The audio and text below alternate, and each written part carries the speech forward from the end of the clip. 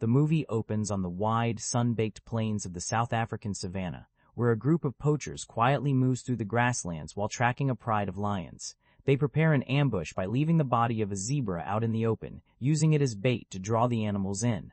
Before long, the lions gather around the carcass, unaware that danger is waiting nearby. The moment the pride is distracted, the hunters rise from cover and begin firing, cutting down several of the lions in a sudden burst of violence. But the animal they truly wanted, a massive dominant male lion, manages to survive the attack and vanish into the wilderness. The poachers are left frustrated, with only the dead lions they already shot and no sign of their biggest prize. Their leader is furious, and he gives 3 of his men a brutal warning: either they find the escaped male lion or they will be killed themselves. Terrified by the threat, the 3 hunters head deeper into the savanna, following the lion's tracks across the open land. After searching for some time, they reach an area where one of them suddenly disappears without making a sound. The remaining 2 men freeze in fear, realizing something is terribly wrong, but they have no idea where the lion is hiding. Panic takes over, and as they try to escape, one of the hunters is savagely attacked and killed by the very lion they had been pursuing. The last hunter, now completely desperate, runs for his life through the bush. But his escape comes to a horrifying stop when he gets caught in one of the traps meant to capture wild lions. Trapped and helpless, he struggles to free himself, but before he can get away, the wounded male lion appears from the shadows and lunges at him. The story then shifts to Dr. Nate Samuels, a recently widowed father traveling to South Africa with his 2 daughters, Meredith and Nora. Nate is taking them to the Mopani Reserve, the hometown of his late wife, Amali. During the small plane ride, memories come rushing back to him, since he had visited this same place years earlier with Amali when they were still together. After landing, Nate and the girls unload their bags and make their way to a small stopover area used by tourists and local residents. Soon after, they are greeted by Martin Battles, a wildlife biologist and one of Nate's oldest friends. Martin warmly welcomes Nate, Meredith, and Nora to the Mopani Reserve, then takes them through the nearby village where Amali grew up. As they walk around, Martin speaks fondly about Africa's natural beauty and shares memories of Amali, who had been a talented photographer. He explains that he was actually the one who introduced Amali to Nate. That meeting eventually led to their romance, their marriage, and the birth of their 2 daughters. After a long trip, they finally arrive at Martin's house, where Nate and the girls will be staying during their visit. The place is surrounded by nature, but Meredith and Nora are disappointed when they realize there is no Wi-Fi and no cable. Nate tries to turn the situation into something positive, telling them to treat it like a real wilderness adventure and enjoy being disconnected for a while. While exploring the house, Nate shows his daughters some of Amali's photography. Among the images is a beautiful portrait of Amali standing beneath a tree, and the sight of it deeply affects him. The photo brings back painful emotions, reminding him of everything he has lost. Later that evening, during dinner, tension begins to rise. Meredith confronts Nate about the way he handled Amali's career and illness. She feels he did not support her photography enough, especially while Amali was battling cancer. Nate tries to explain what he was going through at the time, but Meredith is too hurt and angry to accept it. The conversation becomes emotional, and she leaves the table, with Nora following behind her. Left alone and weighed down by regret, Nate opens up to Martin. He admits that he feels guilty for not being more present for his family when they needed him most. Martin listens and gently advises him that if he wants to heal the distance between himself and his daughters, he has to start reconnecting with them emotionally instead of running from the past. The next morning, Martin takes Nate and the girls on a tour through restricted parts of the Mopani Reserve. As they drive across the breathtaking landscape, he shows them the raw beauty of the African savanna, from the sweeping grasslands to the wild animals moving freely through the reserve. During the journey, Martin plans to stop at an abandoned schoolhouse that was once built for the children of miners. Years earlier, the mining operation in the area had slowed down, and when the workers eventually left, the school was abandoned as well. Not far from the school, they come across Banji, a reserve officer responsible for monitoring lion movements in the area. Banji is watching a lioness traveling with 2 male lions nearby. When one of the lions lets out a powerful roar, Meredith and Nora become frightened, but Martin quickly reassures them and keeps everyone calm. As they move closer, the 2 male lions suddenly rush toward Martin. At first, the girls are terrified, but it quickly becomes clear that the animals recognize him. Martin explains that he raised the two males from the time they were cubs before eventually releasing them back into the wild. Instead of attacking, the lions greet him with affection, pressing against him like old companions. However, the lioness leading the group appears uneasy and agitated. Martin notices that her leg is injured and that she is clearly in pain. He immediately contacts a veterinarian and asks them to come treat the lioness as soon as possible. While they wait for help to arrive, Martin explains that poaching has become a serious and growing problem in the region. Wild animals are being hunted more aggressively than ever, including rhinos, elephants, and lions. Their body parts, such as claws, fangs, bones, and other valuable pieces, are being sold for profit, making them targets for illegal hunters.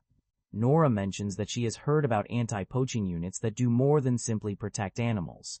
She says some of them actively track down poachers and capture them. Martin confirms that these units are doing what they must to defend the wildlife and protect the reserves from the destruction caused by illegal hunting. Later, as they drive through the nearby Sangha community, Martin decides to stop and speak with some of the people he knows there. He hopes they may have heard something about recent poaching activity inside the reserve. But when they enter the village, something feels wrong. The entire place is strangely quiet, and no one seems to be around. As they continue deeper into the settlement, they reach a cattle pen and discover a horrifying scene. The residents have been killed, their bodies marked with deep claw wounds that make it look like a lion attacked them. The discovery shocks everyone, and it becomes clear that something extremely dangerous has happened there. They attempt to leave and report the attack, but Nate and Martin soon realize they have another problem. The radio signal is being disrupted by the nearby hills, making it nearly impossible to contact the authorities and warn them about the deadly lion attack. A short time later, Nate decides he can't just sit back while Martin handles the situation alone. Wanting to help, he steps out of the vehicle, but before leaving, he firmly tells Meredith and Nora to remain inside where it is safer. Just then, a badly injured Sangha man named Mutende stumbles out from behind the bushes. His body is covered in wounds, and he is barely able to speak clearly, muttering broken words as he struggles to stay conscious. Martin quickly realizes the man needs immediate help. He tells Nate to look after Mutende and keep the girls protected while he goes ahead to search the nearby forest and figure out what happened. Nate hurries back to the car and grabs the medical supplies, doing everything he can to treat Mutende's injuries. But the wounds are far too severe. No matter how hard Nate tries, Mutende's body gives out and he dies from the attack. Meanwhile, Martin moves deeper toward the edge of the lake, carefully studying the ground around him. There, he spots fresh lion tracks pressed into the dirt. As he examines them, a male lion suddenly emerges from the trees. Martin reacts instantly, raising his weapon and firing a shot in an attempt to stop the animal and disable it. Back at the vehicle, Nate and the girls hear gunfire coming from the direction of the forest. Fearing that Martin may be in trouble, Nate rushes toward the trees to check on him, but before he can get far, the lion appears and charges after him. Nate turns and sprints back toward the car, barely managing to avoid being caught by the beast. The lion doesn't give up. It launches itself onto the hood of the vehicle, snarling and clawing as Nate struggles to get away. When the car comes to a sudden stop, Nate is almost pulled out by the lion. At that critical moment, Meredith forces herself through her fear and jumps into action. She starts the vehicle again and crashes it into a tree, using the impact to throw the lion off. After the terrifying encounter, Nate checks both of his daughters, making sure neither of them has been hurt. Meredith is shaken badly, and Nate tries to calm her down while keeping himself from falling apart. Moments later, Martin contacts Nate over the walkie-talkie. His voice is strained as he warns Nate not to come near him. The lion, he explains, is using him as bait, hoping to draw the others out into the open. Martin is trapped beneath a tree in the middle of the lake area, trying to stop the bleeding from the wounds on his legs after the lion attacked him. He urges Nate to stay inside the car, reminding him that the vehicle is their only real cover. Martin tries to reassure him that things are under control, but the truth is clearly much worse. To make matters more difficult, their radio signal still cannot reach anyone outside the area, meaning they have no way to call for help. Knowing they cannot abandon Martin while he is injured and exposed, Nate decides to put together a tranquilizer rifle. With Meredith and Nora helping him, he assembles the weapon as quickly as he can. Using the walkie-talkie, Nate asks Martin to describe exactly where he is, in case the lion has moved away from the lake. Martin realizes Nate is planning to come after him, so he warns him to be extremely careful. He tells Nate to watch the environment closely, because the behavior of other animals can reveal a lion's presence. If nearby wildlife suddenly scatters or the shadows shift strangely, it could mean the lion is close. After Martin gives them his location, Meredith suddenly decides to go rescue him herself. Nate tries to stop her, but she is determined and refuses to stay behind while Martin is bleeding out. She heads toward the hunter's tower, hoping to reach a better position. But as she gets closer, the rogue lion appears from behind the hill and begins chasing her. Nate desperately tries to draw the animal's attention away from Meredith, using the tranquilizer rifle to distract it. But under the pressure of the moment, he struggles to aim properly and misses his shots. The lion turns its fury on him, forcing Nate to scramble beneath a nearby vehicle for cover. As the animal attacks again, Nora, still inside the car, finds the courage to help her father. She manages to stab a tranquilizer dart into the lion's body when it gets close enough. For a moment, it seems to work. The sedative begins affecting the lion, causing it to stumble and limp away into the distance. Nate crawls out from under the car and immediately contacts Meredith through the walkie-talkie, ordering her to return to the vehicle before the lion comes back. Once Meredith makes it back, Nate turns his attention to Martin's injuries. He does what he can to treat the deep wounds and slow the bleeding. Martin has passed out from the pain, and the group begins to suspect that this same lion may have been responsible for slaughtering the Sangha villagers. At first, they feel a brief sense of relief, believing the animal has finally been sedated and will remain paralyzed for several hours. But that relief disappears quickly. Not long afterward, the lion shows up again on the hill, still moving and clearly not disabled. The tranquilizer that should have knocked it out for hours was not strong enough.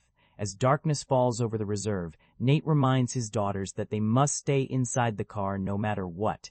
Their supply of drinking water is limited, so they try to conserve what little they have.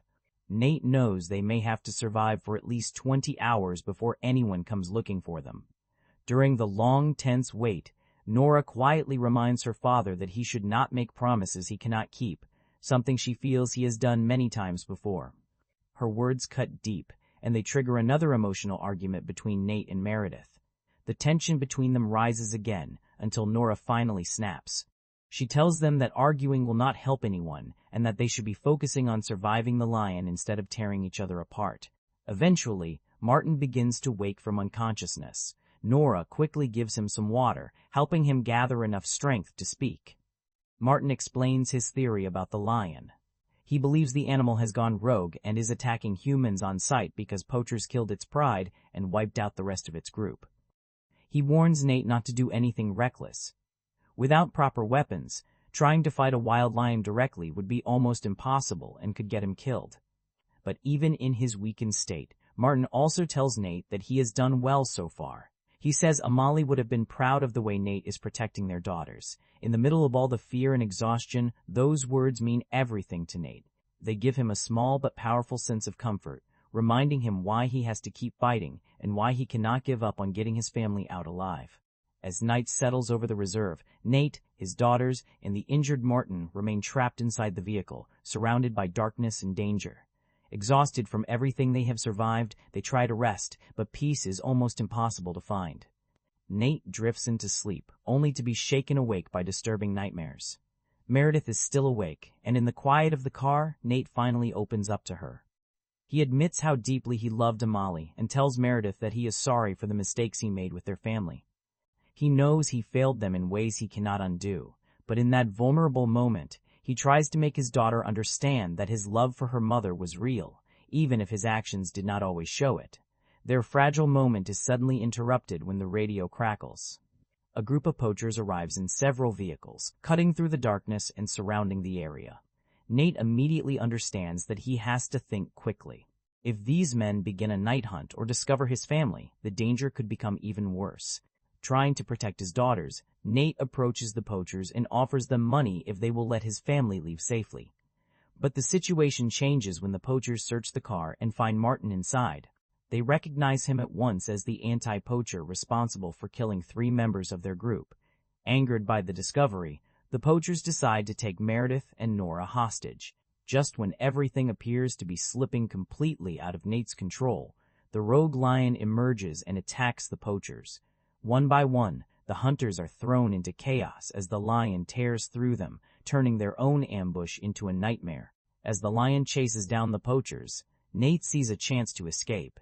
He searches frantically for the keys to one of their trucks, hoping it will be their way out, but the keys are not where he expects them to be. With no other choice, he begins searching the dead poachers, following the grisly trail of bodies until it leads him toward the edge of the lake. Just as Nate begins to lose hope, the walkie-talkie he is carrying suddenly comes alive with sound. The noise draws the lion's attention straight toward him. Thinking fast, Nate scrambles up a nearby tree to get out of reach. While trapped there, he uses a snake to distract the animal long enough to keep it away. Back at the vehicle, Meredith and Nora grow more frightened with every passing minute. Nate has not answered them since their last communication, and they have no idea whether he is still alive. Meanwhile, the lion becomes distracted by the body of one of the hunters and begins feeding. Nate uses that brief window to slip away quietly and move into the water. But the moment is almost ruined when the lion notices him again and turns in his direction.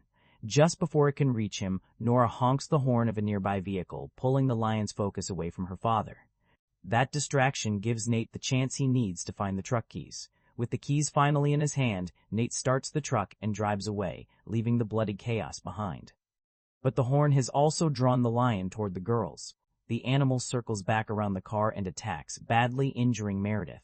Martin, still weak and wounded, orders Meredith and Nora to get out while they still can. He notices the car is dangerously close to tipping into a ravine, and despite his injuries, he tries to draw the lion's attention away from the girls. Before he can escape, the vehicle slides over the edge and plunges into the ravine. As the lion moves in, Martin sees gasoline leaking from the wreckage. In one final act of sacrifice, he ignites the fuel and causes an explosion, giving his life to save Nate's daughters and buy them a chance to survive. Nate hears the blast from a distance and races back as fast as he can, terrified of what he might find. When he reaches the area, he is overwhelmed with relief to see Meredith and Nora alive. But that relief is mixed with grief when he learns that Martin died in the explosion. Even in the middle of that heartbreak, Nate is thankful that his daughters are still with him. The next morning, Nate and the girls begin making their way back toward Martin's house. They follow the same route they had taken earlier, hoping to reach safety. But eventually, their vehicle runs out of fuel, forcing them to abandon it and continue on foot. As they near the abandoned schoolhouse, Nate brings Meredith inside and uses whatever supplies he can find, including bandages and alcohol, to treat her wounds. After doing what he can for her, he searches the building for anything useful, whether it is a weapon, a radio, or some other way to contact help. Suddenly, Nora screams in terror. The lion has followed them all the way to the schoolhouse. Nate rushes to her and fires several shots, managing to force the animal back for the moment. He quickly leads Meredith and Nora into a safer room and tells them to stay there. He promises he will come back for them after he draws the lion away. Knowing the risk, Nate steps out of the schoolhouse and begins luring the rogue lion away from his daughters. He understands that he may not survive, but he is determined to keep the animal focused on him instead of them. The fight turns brutal, and for a moment, it looks like Nate has no chance against the enraged predator. Then, just as the lion is about to overpower him, the alpha male from the local pride intervenes. The pride's dominant lion attacks the rogue lion, and the two beasts clash violently. In the end, the alpha kills the rogue lion, giving Nate a chance to escape. Badly injured and exhausted, Nate stumbles away before collapsing unconscious. Fortunately, Bonji arrives in time. He sedates the remaining lions and saves Nate from any further danger. As the film nears its ending, Nate dreams of Amali. In the dream, she comforts him and reassures him that everything is going to be okay. When Nate finally wakes up, he is lying in a hospital bed with Meredith and Nora beside him. His daughters explain that Bonji saved them, and they tell Nate how proud they are of him. After everything they endured, they now see the courage, love, and determination he showed while fighting to protect them. The pain, fear, and loss they experienced have changed them, but they have survived together. Some time later, Nate, Meredith, and Nora return to the reserve, no longer divided by grief and anger. They stand together at Amali's favorite tree and pose for a new photograph, honoring her memory while also marking the renewed bond between them. The film closes with a message about the relationship between humans and nature. It reminds us that people are not meant to dominate the natural world, but to respect it, protect it, and live with awareness of how deeply connected all life truly is. The story leaves viewers with a simple but powerful lesson. Nature is not something to be conquered, and our survival depends on treating the earth and its creatures with wisdom, humility, and care. When I first heard the pitch for Beast, I had a pretty good idea of what kind of movie it was going to be. Idris Elba. African wilderness. A giant angry lion. Honestly, that's either going to be a complete disaster or a surprisingly good Saturday night thriller. There usually isn't much middle ground with movies like this. And, to Beast's credit, it doesn't spend a lot of time pretending to be something else. The setup is simple. Nate Samuels, played by Idris Elba, is a recently widowed father trying to reconnect with his two daughters after a difficult period that left plenty of emotional scars behind. Hoping to rebuild those relationships, he takes them to South Africa, a place that carries a deep connection to their late mother. What begins as a personal trip meant for healing quickly turns into something very different when they find themselves trapped in the territory of a rogue lion with a growing hatred for anything human. Now, if you've watched enough survival thrillers, you can probably already see where this is headed. The interesting thing about Beast isn't that it hides its intentions, it actually wears them right on its sleeve. The movie practically walks into the room and says, "You're here to watch Idris Elba fight a lion. Let's not overcomplicate this." And weirdly enough, that straightforward approach ends up becoming one of the film's biggest strengths. There are plenty of modern thrillers that spend half their runtime setting up mysteries, teasing twists, or trying to convince you they're smarter than they really are. Beast doesn't seem particularly interested in any of that. It knows the image that's selling tickets. It knows exactly what people saw in the trailer. Most viewers aren't showing up wondering about hidden symbolism or some elaborate plot reveal. They're showing up because the idea of Idris Elba being hunted across the African savanna by a relentless predator sounds like a pretty entertaining way to spend 90 minutes. The movie understands that expectation from the very beginning. That doesn't mean it completely ignores story or character motivation. It gives Nate a reason to be here. It gives the trip emotional significance. There's an effort to make this feel like more than a random group of people being chased through the wilderness. Whether all of that works is a conversation for later, but at least the film tries to ground the chaos in something personal. What I found interesting is that your enjoyment of Beast almost depends on the agreement you make with it in those opening minutes. If you're looking for a reinvention of the survival thriller genre, you're probably going to start noticing the cracks pretty quickly. But if you're willing to accept the movie on its own terms, as a lean, straightforward battle between a family and a force of nature, it becomes a much easier film to settle into. Because at its core, that's really what Beast is. It's not trying to be the next great psychological thriller.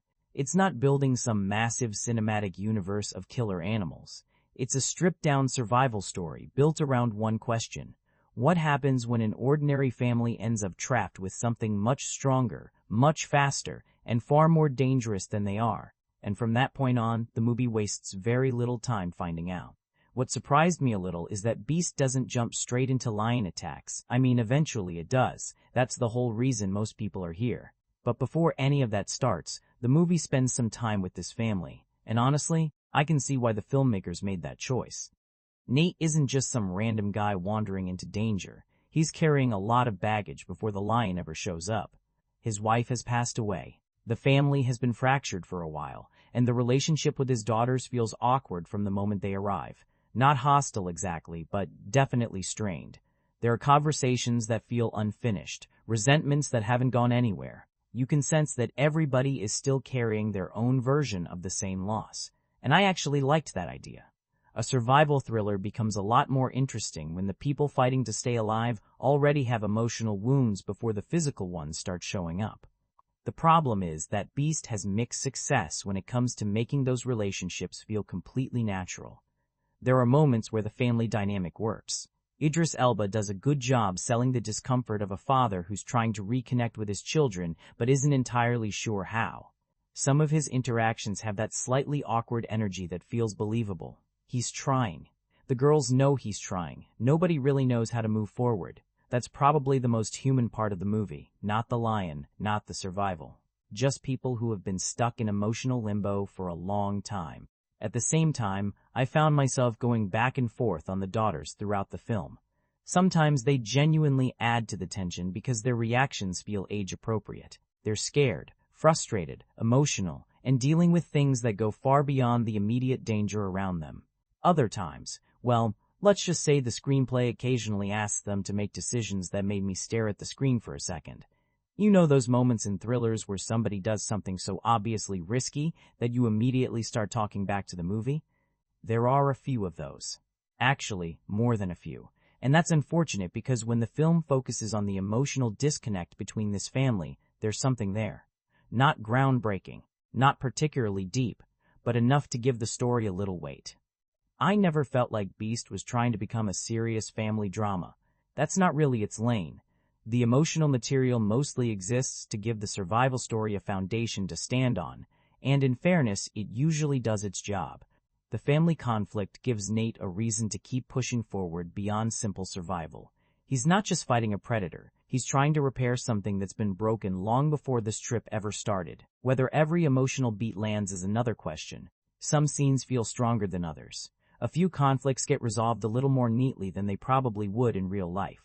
There were moments where I wished the movie dug a little deeper into the family's history instead of rushing toward the next lion encounter.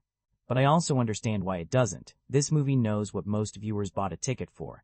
The family storyline is there to keep the characters from feeling like cardboard cutouts waiting to be attacked. Sometimes it works quite well. Sometimes it feels like a brief pause before the next survival sequence. Still, I think Beast is better for having it. Without those underlying tensions, this would basically just be 90 minutes of people running from a lion. And while that might sound entertaining for a while, having some emotional stakes underneath the chaos at least gives the movie something more to hold on to when the action slows down, even if it doesn't always make the most of that opportunity. Now, let's talk about the actual star of the movie. And no, surprisingly, it's not Idris Elba. It's the lion. Or maybe more accurately, it's the idea of the lion. Because Beast spends a lot of time turning this animal into something that feels bigger than just another predator wandering around the savannah. What I found interesting is that the movie doesn't present the lion as some random killing machine right from the start. There's at least an attempt to explain why this particular animal has become such a problem. Before Nate and his daughters get dragged into this nightmare, we're told that poachers have slaughtered the lion's pride. He's the lone survivor, and from that point onward, he basically declares war on humanity. At least that's how the film frames it. And honestly, that setup works better than I expected. Not because it suddenly turns the lion into a sympathetic character, but because it gives the conflict a little extra texture. There's a reason for the violence, even if that reason eventually gets pushed into the background once the survival story kicks into gear. In a weird way, the movie almost ends up creating two villains. The obvious one is the lion. The less obvious one is human greed. Without the poachers, none of this happens. They're the spark that lights the fire. The lion is just what happens afterward. And I actually liked that the movie never completely forgets that. Every time the story touches on the aftermath of what those hunters did, there's this underlying suggestion that nature isn't simply attacking innocent people for no reason. The entire situation exists because somebody disrupted the balance first. Now, whether you buy the lion's behavior is a completely different conversation. Because Beast asks you to accept a version of this animal that's operating somewhere between a real lion and a horror movie villain. Sometimes he's a predator. Sometimes he's basically Michael Myers with fur. One minute he's stalking quietly through tall grass. The next he's appearing exactly where he needs to be, trapping people, cutting off escape routes, and showing a level of determination that feels almost personal. And that's where I think audiences are going to split. Some viewers will completely roll with it. Others are going to spend half the movie asking, wait, would a lion actually do that? The film definitely leans toward the dramatic version. This isn't a wildlife documentary. This lion isn't hunting because he's hungry. He isn't behaving like an ordinary animal. He's presented almost like an unstoppable force that keeps coming no matter how many times people think they've escaped.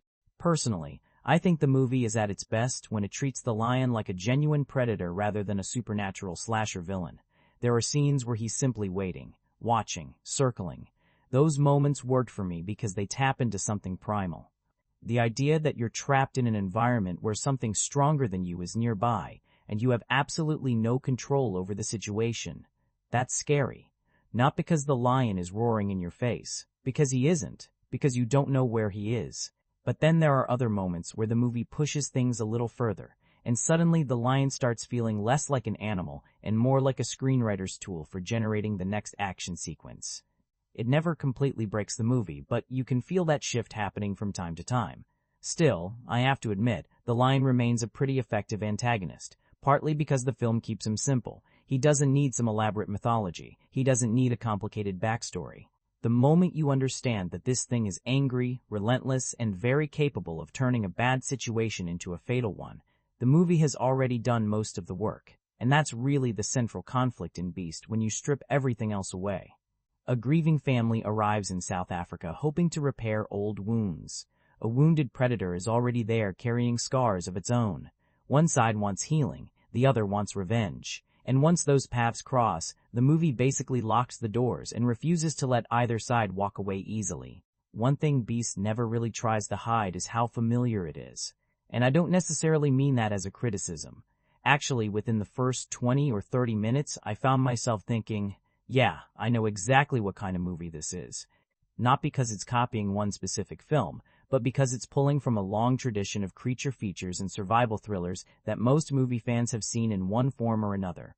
The basic formula is almost timeless: a dangerous environment, a small group of people, limited options, a relentless threat, and a growing realization that things are about to get much worse before they get better. You've seen versions of this setup with sharks, bears, crocodiles, wolves, giant snakes, sometimes dinosaurs if the budget allows it. This time it's a lion, a very angry lion. And honestly, there's something kind of refreshing about how upfront the movie is about that.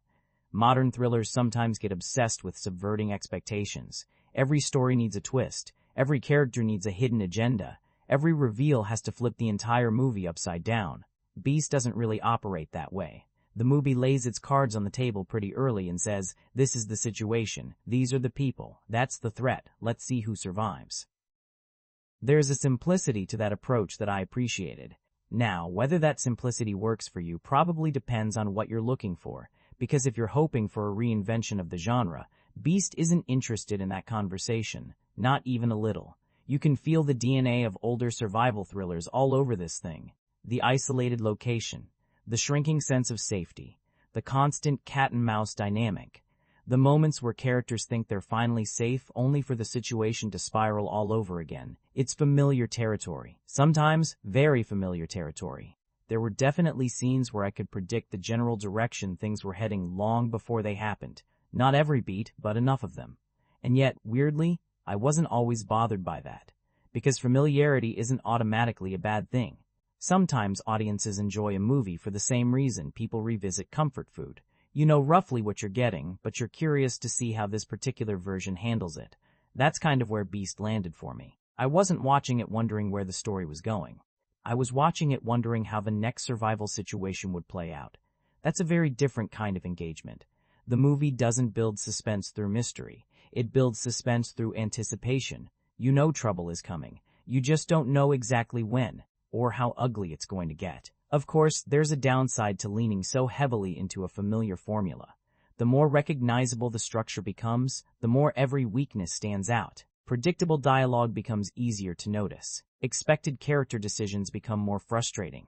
Story beats you've seen before don't get as much grace from the audience, and Beast definitely runs into that problem from time to time. There were moments where I wished the film had taken a bigger swing. Maybe introduce a few surprises. Maybe push the concept somewhere unexpected. Maybe take advantage of its setting in a way that felt more unique. Instead, it often chooses the safer path. Not the wrong path, just the safer one. But here's the thing. I don't think Beast was ever trying to become some groundbreaking entry in the genre.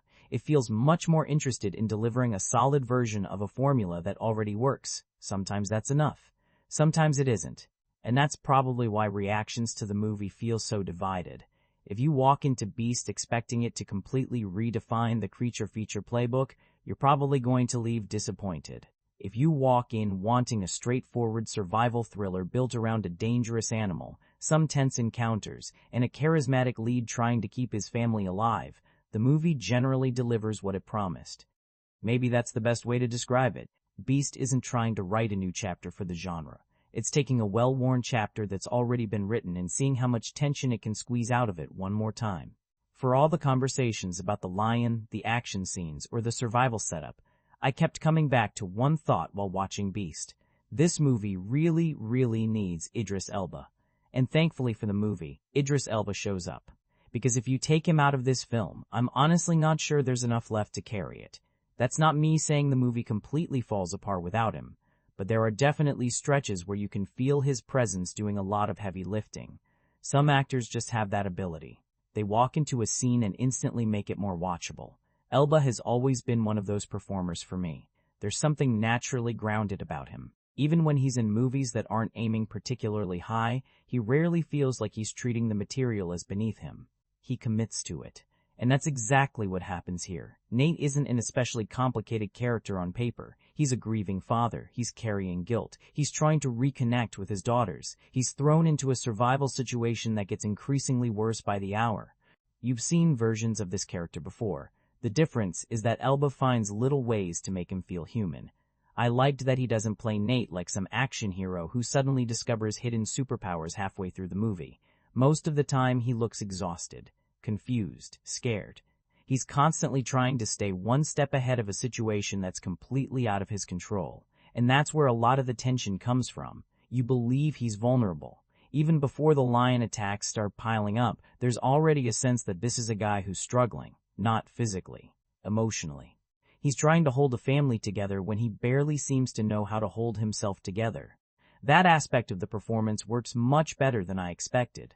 What's interesting is that Elba brings a certain calmness to the role. Even during some of the more chaotic sequences, he never feels like he's overplaying the fear or panic. He stays surprisingly restrained. Sometimes that works in the movie's favor because it makes Nate feel competent.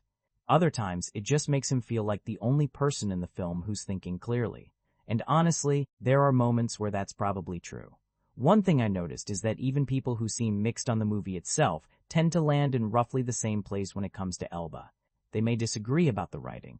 They may disagree about the CGI. They may disagree about the realism, but most of them seem to agree that he's the strongest part of the package, and I can understand why.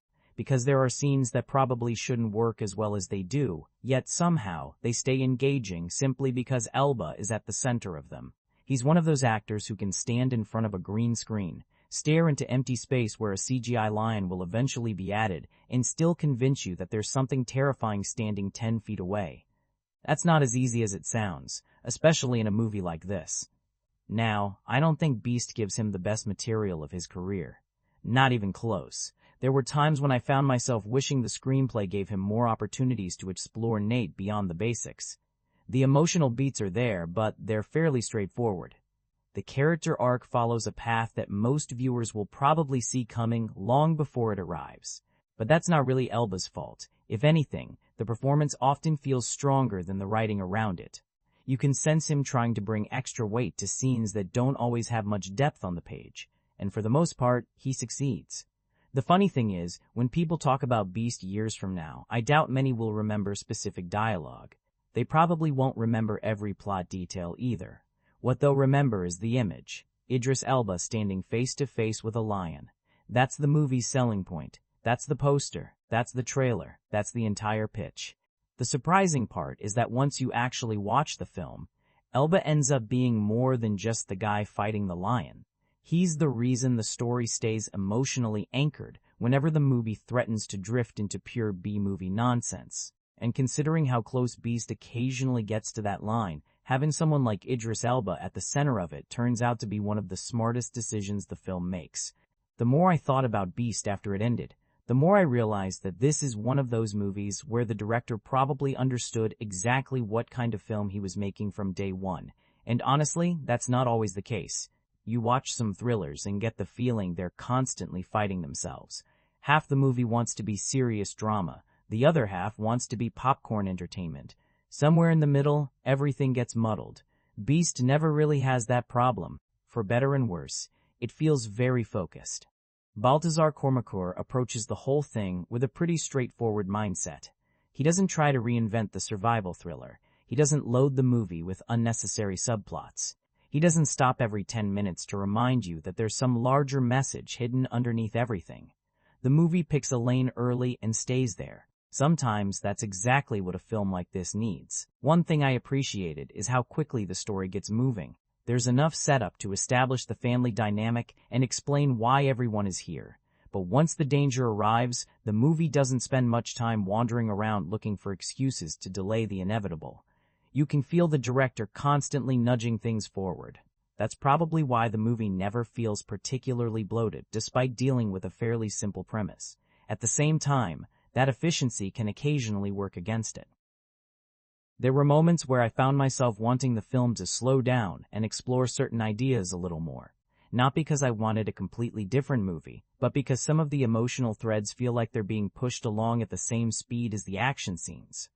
It's almost as if the film is worried that if it stops running for too long, the audience might get impatient. And maybe that's fair. After all, most people didn't show up to watch an extended family drama set in South Africa. They showed up to watch a lion cause problems, a lot of problems.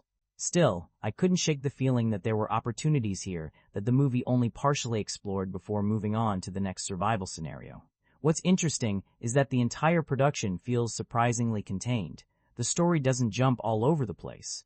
The cast stays relatively small. The locations are limited. Most of the tension comes from a handful of characters trapped in increasingly difficult situations. In another era, that might have been viewed as a limitation. Here, I think it mostly works in the film's favor.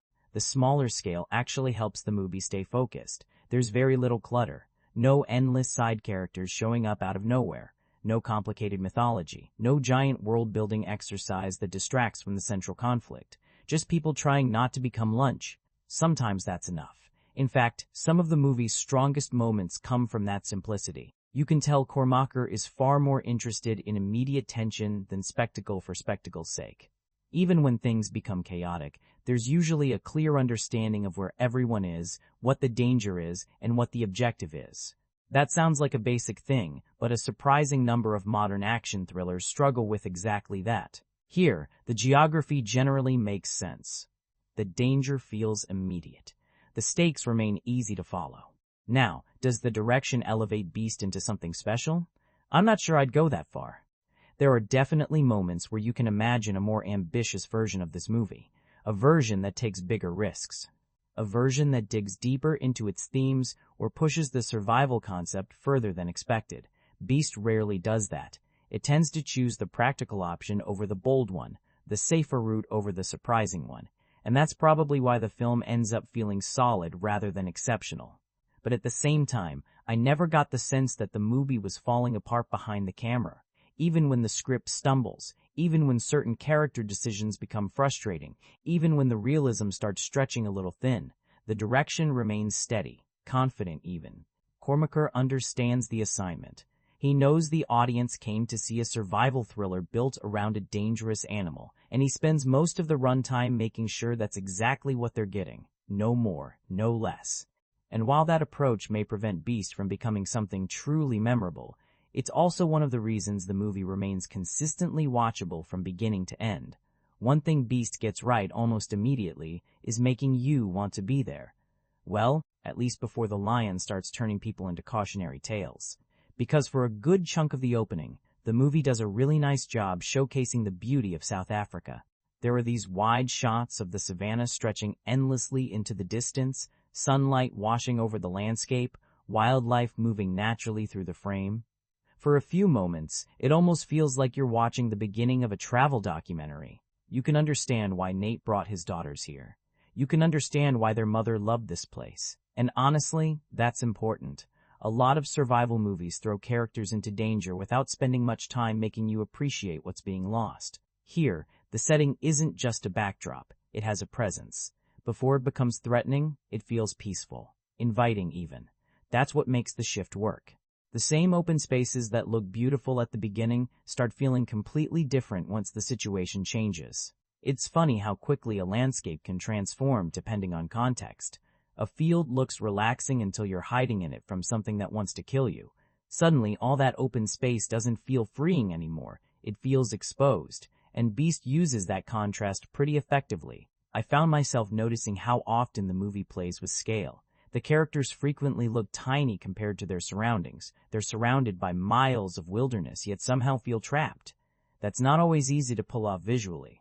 Usually when people think about survival thrillers, they imagine claustrophobic environments, tight spaces, dark corridors, confined locations. Beast does almost the opposite.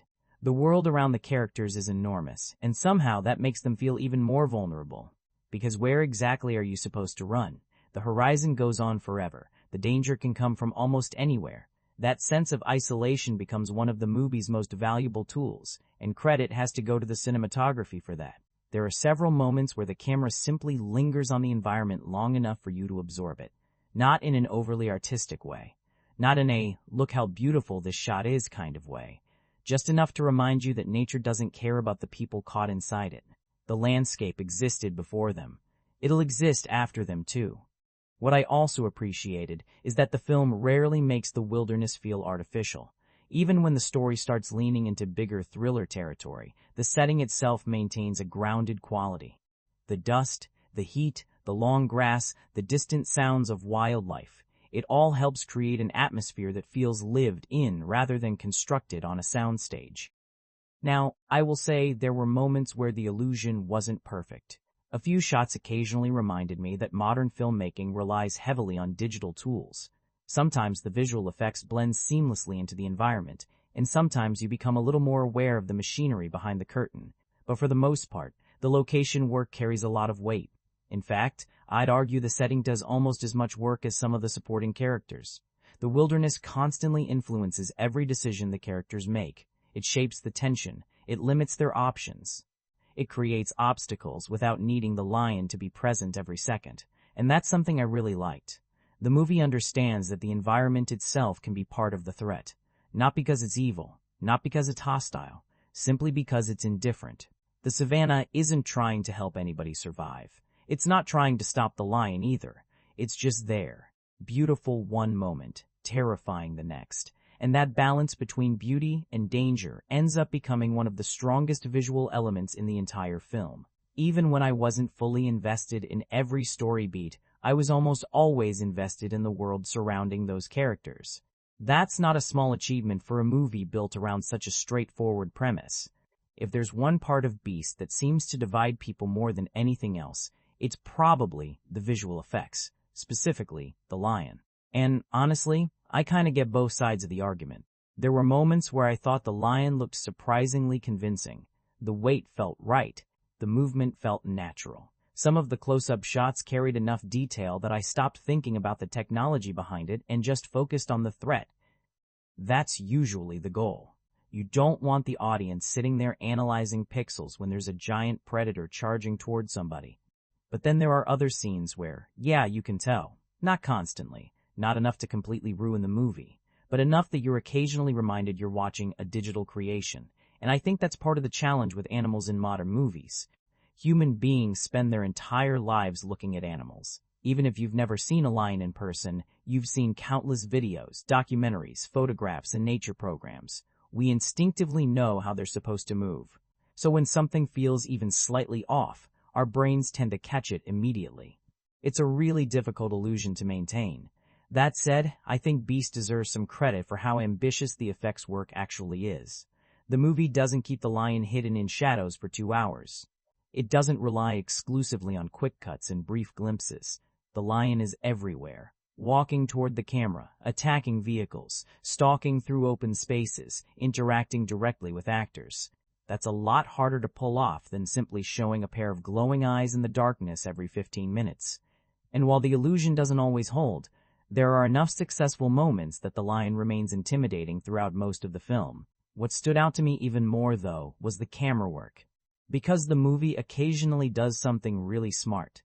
Instead of constantly cutting away from danger, it sometimes forces you to stay inside it. There are several sequences that unfold in extended takes, and those scenes ended up being some of my favorites in the entire movie. Not because they're flashy, not because they're showing off, but because they create a different kind of tension.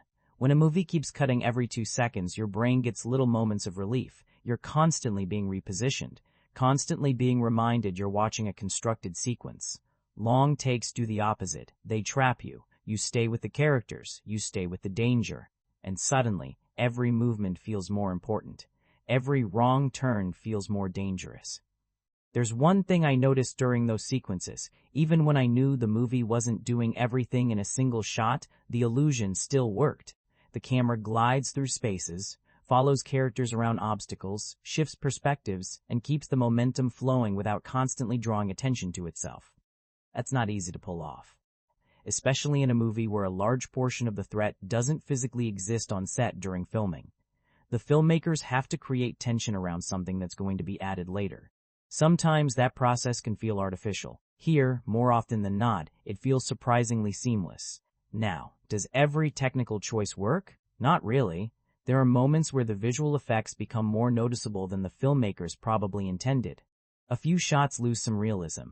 A few action beats feel slightly disconnected from the physical environment around them. And every time that happens, the tension takes a small hit, because fear relies heavily on believability. The second you start thinking about rendering software instead of survival, the movie loses a little bit of its grip on you. Still, I think Beast succeeds more often than it fails in this department. Not because the effects are flawless. They're not. Not because the filmmaking is revolutionary. It isn't. But because the technical choices generally serve the story rather than distract from it. The camera work helps build tension. The visual effects help create a credible threat. The editing keeps scenes moving without becoming chaotic. And even when the illusion occasionally wobbles, there's enough craftsmanship underneath everything to keep the movie functioning as the survival thriller it's trying to be. I never found myself impressed by the technology for its own sake. What I appreciated more was how the film used that technology to keep me focused on the situation.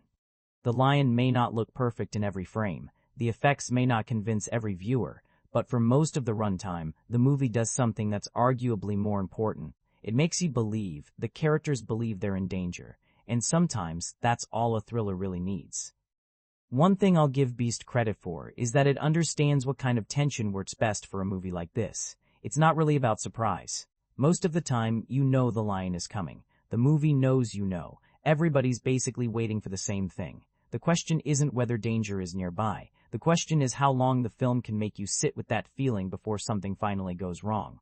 And honestly, that's where some of its strongest moments come from. There were scenes where almost nothing was happening on the surface. Characters are talking, looking around, trying to figure out what to do next. Yet there's this constant sense that they're one bad decision away from disaster. Now, admittedly, sometimes they are one bad decision away because they're about to make one. We'll get to that later. But before the questionable choices start piling up, the movie does a pretty solid job creating anxiety from uncertainty alone. A lot of survival thrillers make the mistake of throwing constant action at the audience. Every 10 minutes there's another attack, another chase, another explosion of chaos. Beast is a little more patient than that. Not always, but enough. It understands that the lion becomes scarier when you don't see him every second. Sometimes the most uncomfortable scenes are the ones where everyone is standing perfectly still, listening, waiting, trying to figure out where the threat actually is. And if you've ever been in a situation where you genuinely don't know what's around you, even something as simple as a strange sound can become incredibly unsettling. The movie taps into that feeling surprisingly well. What also helps is the runtime. I know that sounds like a strange thing to praise, but hear me out. There's a version of this movie that's 2 hours and 15 minutes long, and I genuinely think that version would be exhausting. Because at its core, Beast is built around a relatively simple premise. Stretch that premise too far, and eventually you start seeing the machinery underneath it. The repeated setups become obvious. The tension starts running in circles. Instead, the movie stays relatively lean. It gets in, creates a problem, makes the problem worse, then worse again. And before the concept completely wears out its welcome, it's already moving toward the finish line. That's probably one of the smartest decisions the film makes. Not every movie needs to be an epic. Sometimes 90-ish minutes is exactly the right amount of time to spend watching people desperately avoid becoming lion food. What's interesting, though, is that the tension doesn't always come from the attacks themselves. In fact, some of the attack scenes are over so quickly that they almost function like punctuation marks. The real suspense comes from everything in between. The uncertainty, the isolation, the constant feeling that safety is temporary. A vehicle isn't safe. A building isn't safe. Open ground definitely isn't safe. Every location that initially feels secure eventually turns into another problem.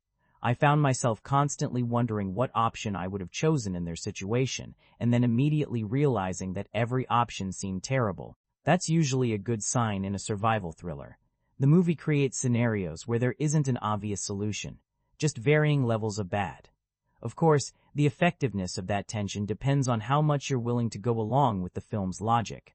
There were moments where I was completely invested, moments where I genuinely felt the pressure the characters were under, and then there were other moments where I became slightly distracted by how conveniently things were unfolding. The tension occasionally fluctuates because of that. It's never completely lost, but it isn't perfectly consistent either. Still, when Beast locks into its survival mode, it can be surprisingly effective. There's a sequence involving a disabled vehicle that had me far more engaged than I expected. Not because anything particularly complex was happening, but because the situation itself was easy to understand.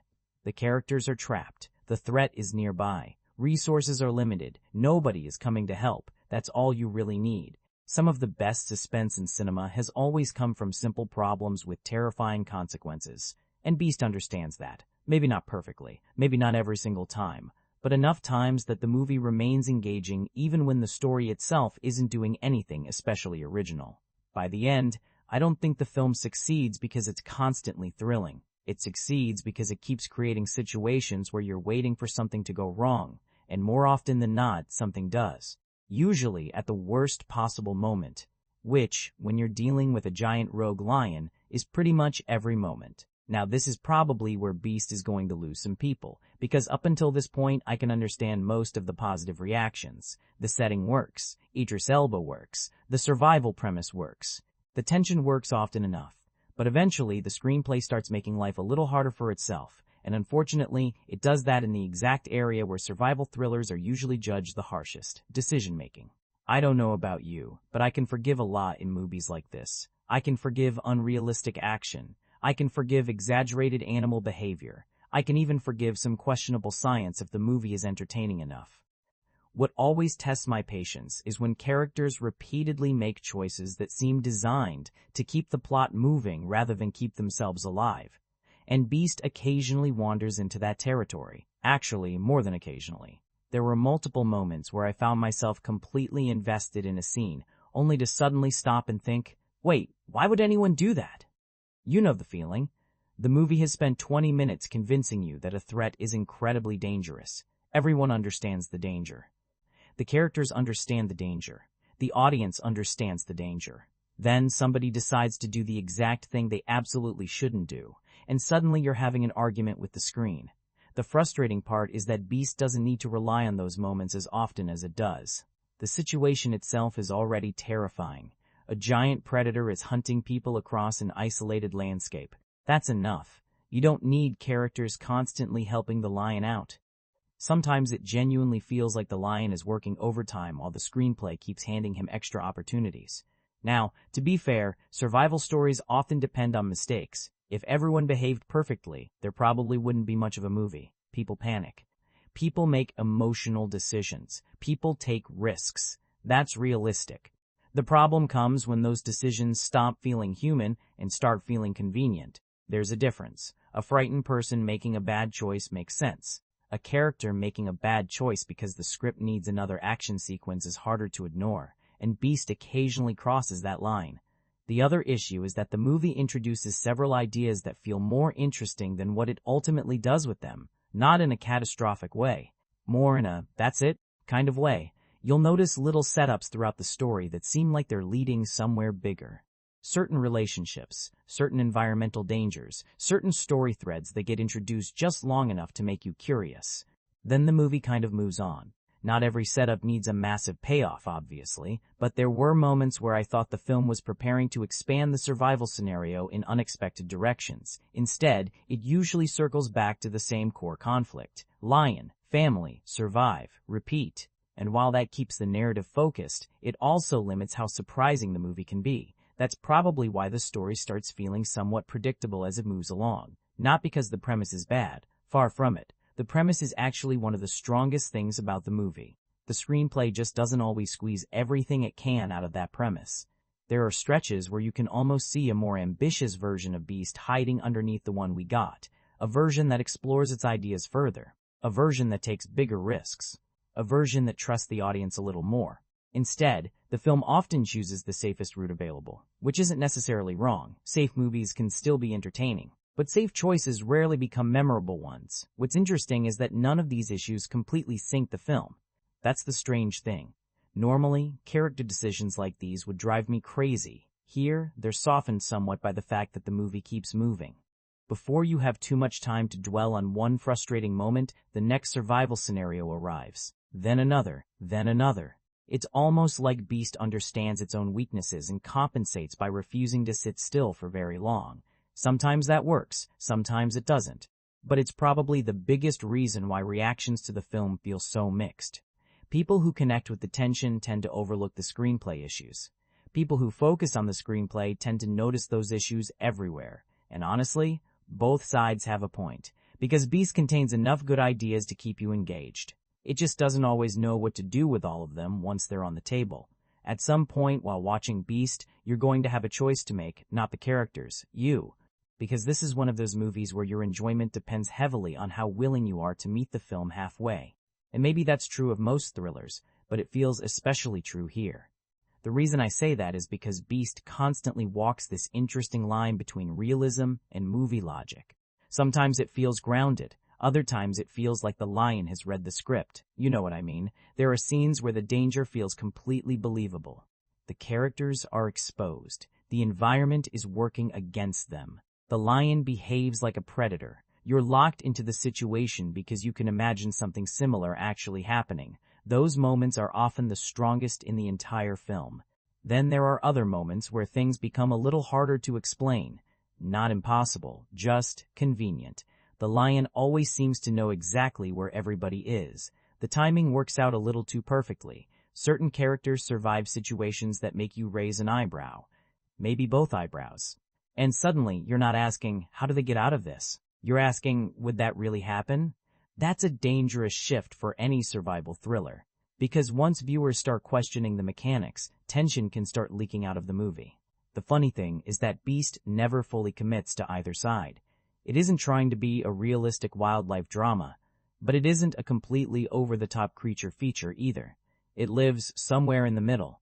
The lion isn't a mutant. He isn't supernatural. He isn't the result of some secret experiment. He's still presented as an animal, a very angry animal, an extremely determined animal, an animal that occasionally seems capable of things that would make other lions sit down and take notes.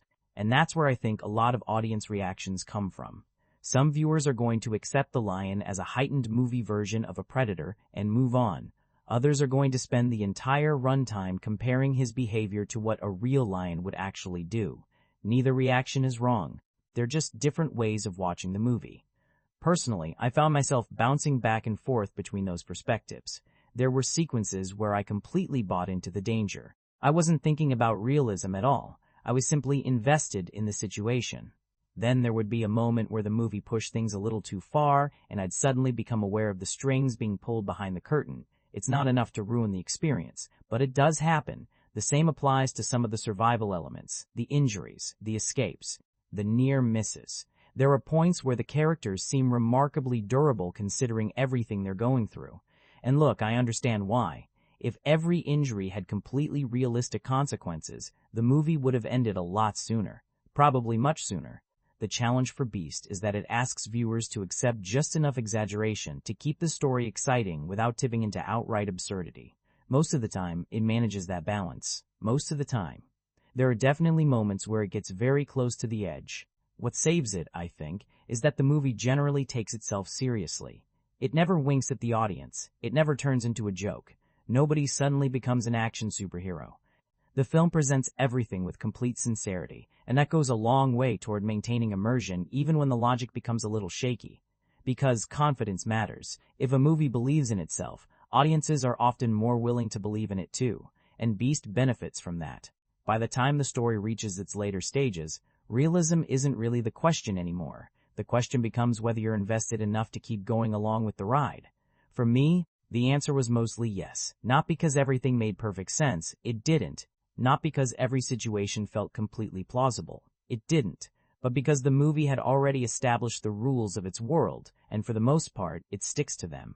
That's really what suspension of disbelief comes down to. It's not about whether something could happen. It's about whether the movie convinces you that it could happen here, in this story, with these characters, against this particular lion. And Beast, while certainly asking for a few leaps of faith along the way, usually manages to stay just close enough to that line to keep the experience entertaining. Even when you're occasionally sitting there thinking, okay, there's no way that would have worked. Because let's be honest, if survival thrillers were completely realistic, most of them would be about 10 minutes long. By the time Beast reaches its final act, the movie has essentially backed itself into a corner, and I mean that in the best possible way. Because once you've spent an entire film building up a giant rogue lion as this unstoppable force of nature, there's really only one question left. How are you going to pay all of this off?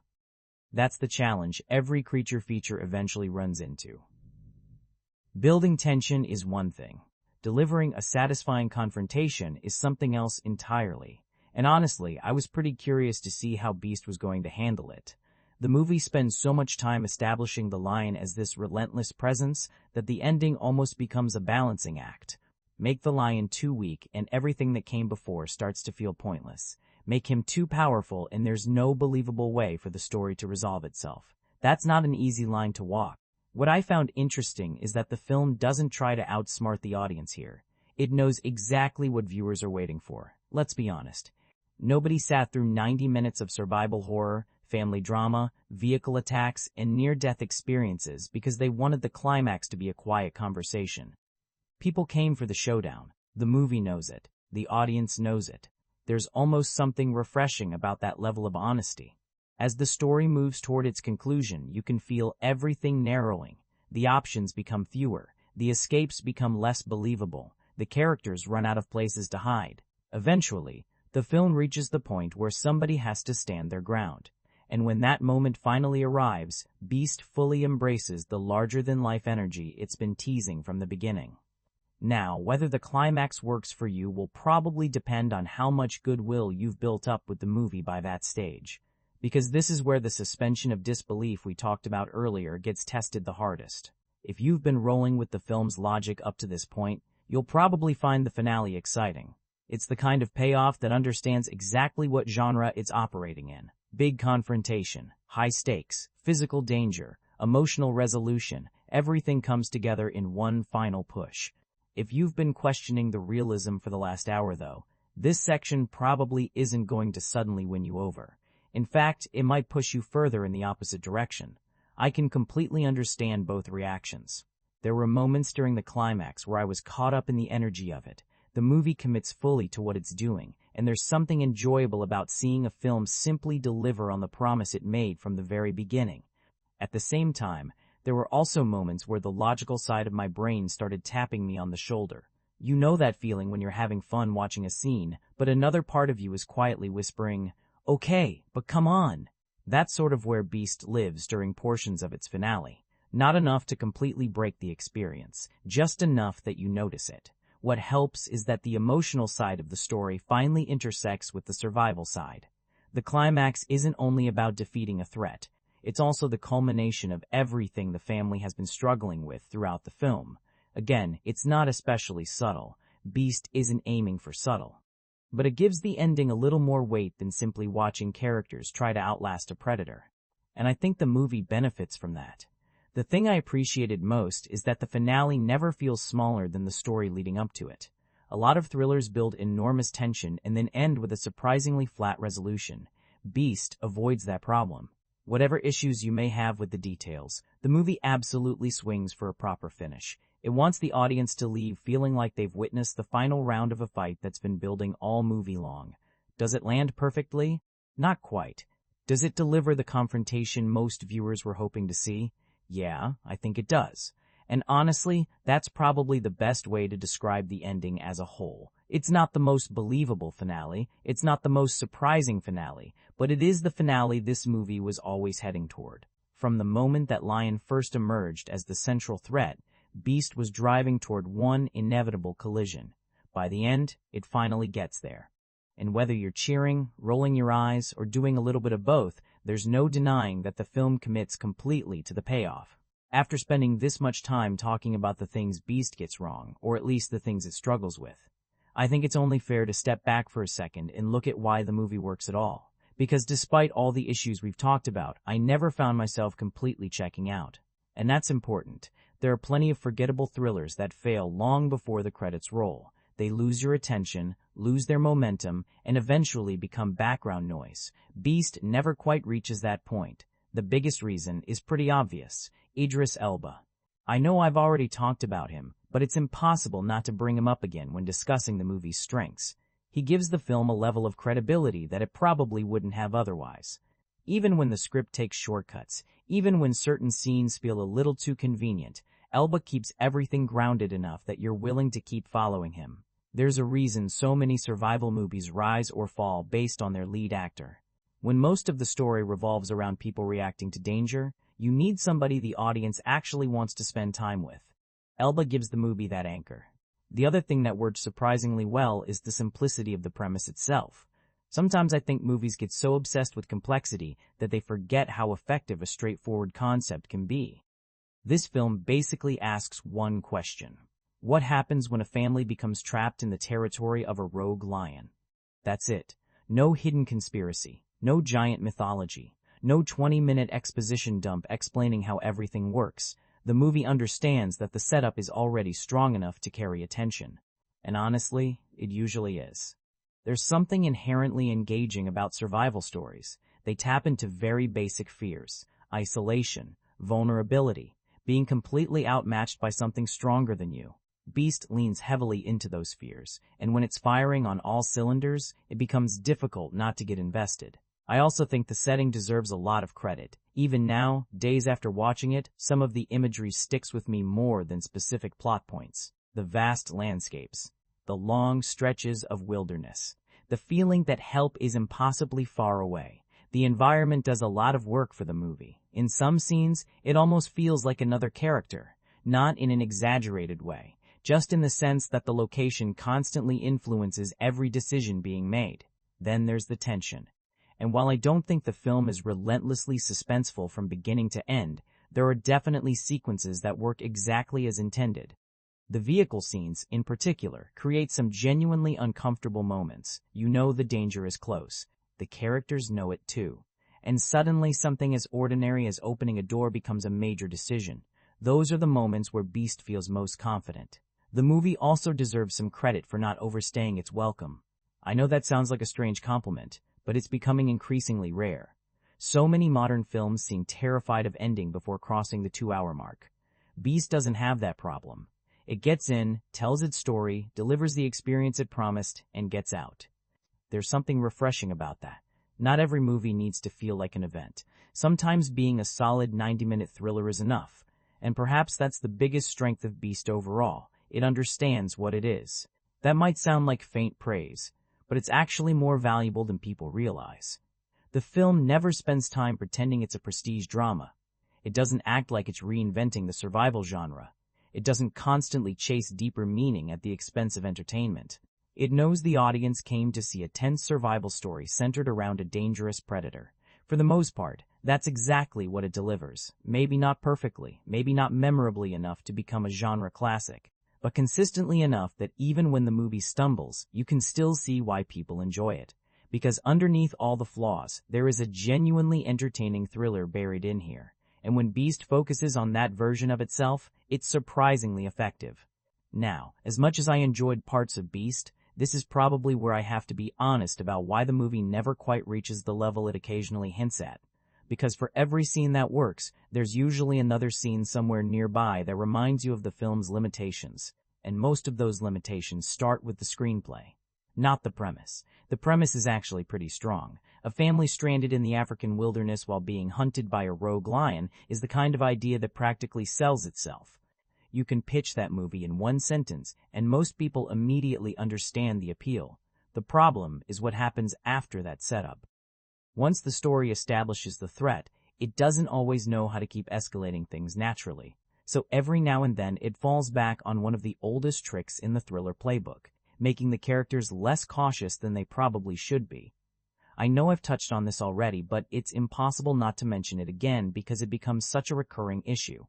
There were multiple points where I found myself completely understanding the danger, only for a character to act as though they'd wandered into an entirely different movie.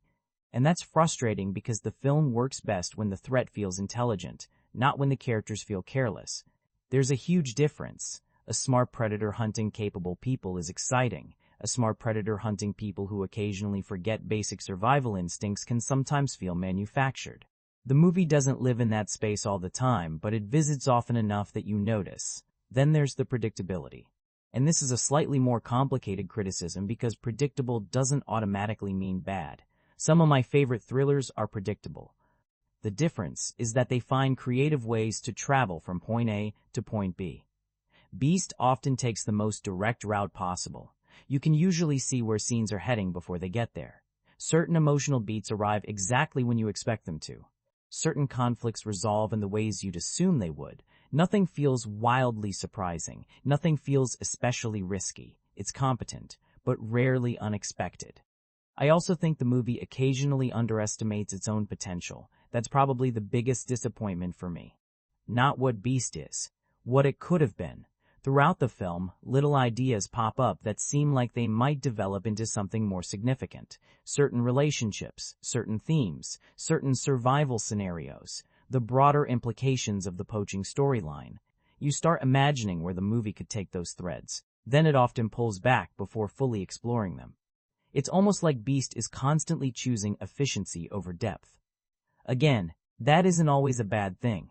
The short runtime benefits from that focus. But it does leave you with the feeling that there was a richer version of this story sitting just beneath the surface. The visual effects can be a stumbling block too, depending on your tolerance for CGI animals. This is one of those areas where reactions are going to vary wildly. Some viewers will be completely on board. Others will spot every digital seam. I landed somewhere in the middle. There were scenes where the lion looked genuinely impressive, and there were others where I became a little too aware that I was looking at an effect rather than a living creature. The problem isn't that the effects are terrible. They're not. The problem is that the movie relies on them so heavily that every inconsistency becomes harder to ignore. And because the lion is the entire movie, there's nowhere for those moments to hide. Another thing that held Beast back for me is that it occasionally mistakes movement for momentum. The story is almost always moving. Characters are constantly reacting, constantly relocating, constantly facing new problems, but movement alone doesn't always create dramatic weight. Sometimes, the film is so eager to get to the next survival sequence that it skips over opportunities to let certain moments breathe. You feel that especially in the emotional material. There are scenes that probably needed another minute or two, not for exposition, just for reflection. To allow the audience to sit with what the characters are going through before the next crisis arrives. Instead, the movie tends to keep sprinting forward, and while that helps maintain energy, it also limits how emotionally impactful some moments could have been. What's interesting is that none of these issues completely break the film, not even close. That's why Beast is such an easy movie to debate, because the flaws are obvious, but so are the strengths. You'll watch one scene and think, this is exactly what I wanted from this movie. Then, 10 minutes later, you'll find yourself wondering why the script took such an easy route. That push and pull continues throughout almost the entire runtime, and ultimately, that's what holds Beast back more than anything else. Not one major flaw, not one disastrous decision. Just a collection of smaller issues that keep preventing a good survival thriller from becoming a great one. You can see the better movie hiding in there. You catch glimpses of it throughout the runtime. The frustrating part is that Beast never quite reaches it. It's close enough to make you notice, and sometimes that's the hardest kind of flaw to ignore. So where does that leave Beast? Honestly, somewhere in the middle, and I don't mean that as a criticism. In fact, I think that's probably the most accurate way to describe the movie. Because this isn't one of those films that completely falls apart under scrutiny, but it's also not one of those hidden gems that makes you wonder why nobody talks about it more. It exists in that strange space between those extremes. The kind of movie you put on expecting a decent time, and for the most part, that's exactly what you get. Nothing more. Nothing dramatically less. The funny thing is, I think most people will know whether Beast is for them long before they finish this review. The premise alone does most of the heavy lifting. If I tell you there's a movie where Idris Elba has to protect his family while being hunted by a rogue lion across the South African wilderness, your reaction probably determines your enjoyment level right there. Some people hear that and immediately think, I'm in. Others hear it and think, that sounds ridiculous. Both reactions are fair, and honestly, Beast never really tries to convince either side they're wrong. It simply delivers the version of that movie it promised from the beginning. What I appreciated most is that the film doesn't waste time pretending to be something bigger than it is. It isn't chasing prestige. It isn't trying to reinvent the survival thriller. It isn't building towards some grand statement that changes how we view the genre. It's a creature feature, a survival thriller, a man versus beast story, and it embraces those labels without apology. There's something refreshing about that. Not every movie needs to redefine cinema. Sometimes a movie just needs to keep you entertained for an hour and a half. The reason Beast remains watchable, even through its weaker moments, comes down to a handful of things working consistently well. Idris Elba gives the film a dependable center. The setting provides atmosphere. The survival sequences generate enough tension to keep the story moving, and the movie understands that momentum is one of its greatest assets. Whenever the script starts to wobble, something happens. Another problem emerges. Another confrontation begins. Another obstacle appears. The film rarely gives itself enough time to completely lose your attention. At the same time, I can't ignore the feeling that Beast could have been better. Not radically different, just better. A slightly stronger script, a few smarter character decisions, a little more confidence in exploring some of its ideas, maybe a few surprises along the way. Those small improvements might have elevated the film from a solid one-time watch into something genuinely memorable. Instead, it settles comfortably into the category of good enough to recommend, not quite good enough to revisit. And honestly, there's nothing wrong with that. Movies don't always need to become classics. Sometimes they just need to deliver on the promise of the poster, the promise of the trailer, the promise of the ticket you bought. Beast mostly succeeds there. Years from now, I don't think people will be holding it up alongside the defining creature features of the genre. I don't think audiences will be studying it as some masterclass in suspense filmmaking either. But I do think a lot of viewers will finish it with roughly the same reaction I had. That was entertaining. That was tense. That was occasionally frustrating. And that was exactly the movie I expected it to be. In a weird way, that might be Beast's greatest strength. It knows what it is. It knows what audience it's playing to. And rather than trying to become something else, it spends 90 minutes doing its best version of that. Not perfect, not unforgettable, but a solid survival thriller anchored by a charismatic lead, an effective setting, and just enough tension to keep you invested until the very end. And sometimes, that's enough.